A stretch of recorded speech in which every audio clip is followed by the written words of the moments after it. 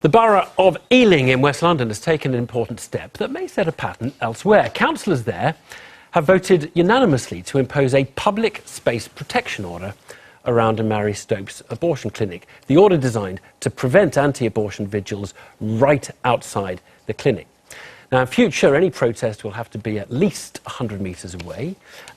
It's met objections from anti-abortion campaigners, but the argument's not about abortion per se, it's about the right to protest and to directly, in particular, to directly approach the women walking into the clinic. Well, I'm joined now from Manchester by Beth, who went to a clinic as a student and was made uncomfortable by the presence of pro-life campaigners, and in the studio by Alina, who was approached by pro-life campaigners and decided to keep her child and now joins anti-abortion vigils outside the clinic. Let me start, if I could, with you, Beth. So just take us through the experience outside the clinic and what you didn't like about it.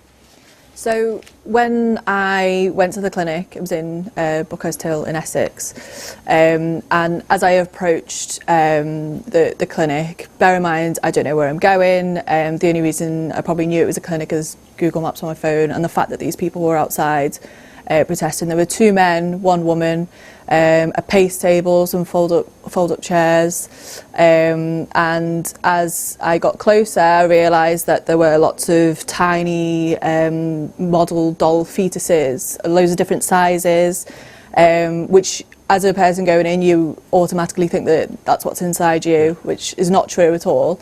They're incredibly misleading.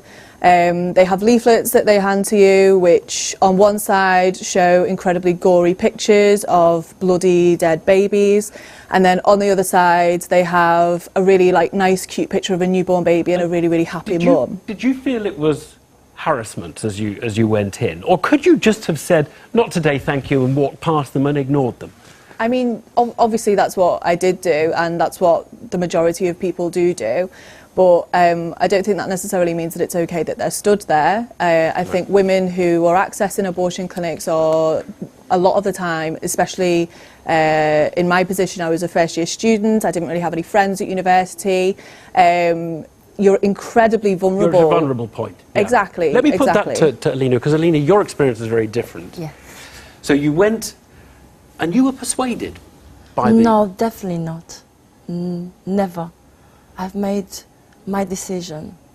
But it was at the steps of the clinic. This is the one in Ealing that's the subject of the... No, I was not in Ealing. I was in central London. Central London. But in Ealing, I just attend the vigils. You I've been there attend myself. the vigil. Yes. But did the vigils work on you? I mean, you were intending to have an abortion when you went there. Definitely.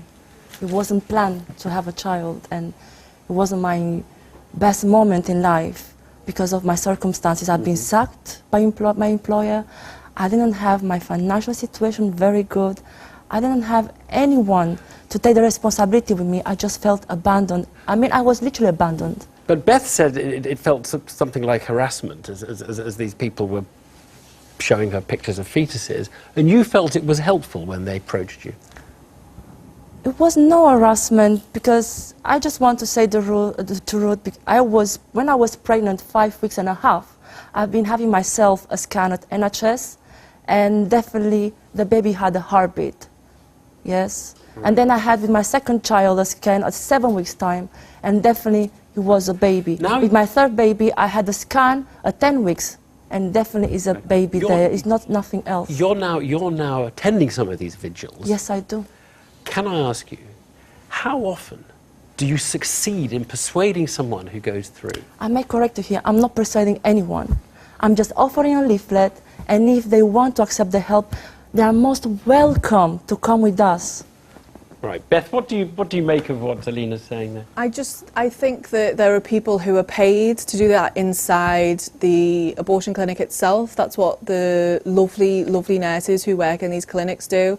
There is no need to try and persuade a woman on their way in by someone who has no training, someone who clearly has a biased opinion about what's going on, a complete stranger who has no idea what's going on in that person's life. But Beth, it's not unreasonable to say you should be confronted with the kind of the choice you're making and the seriousness of the choice you're making, if that means people are standing... As I say, that's what the workers in the clinics do. 1 in 5 people who use Marie Stopes clinics actually choose not to go through with the abortion. When you're in there, you're provided with all the options, given all the support you need, you're provided with counselling before Alina. and after. Alina, you're allowed to be at the clinic. You just have to be 100 yards away so that women can choose whether they want to talk to you or whether they want to go in without I make talking. correct truth again. When I call myself to Mary Stopes, they only offer me abortion. I told them my situation, and they said they can offer me only abortion. No other choice I had, Ruth. Right. The only choice, Good Counsel Network, they give me all the choice. Right. We need to leave it there. It's an old discussion. Thank you both very, very much indeed. Cheers.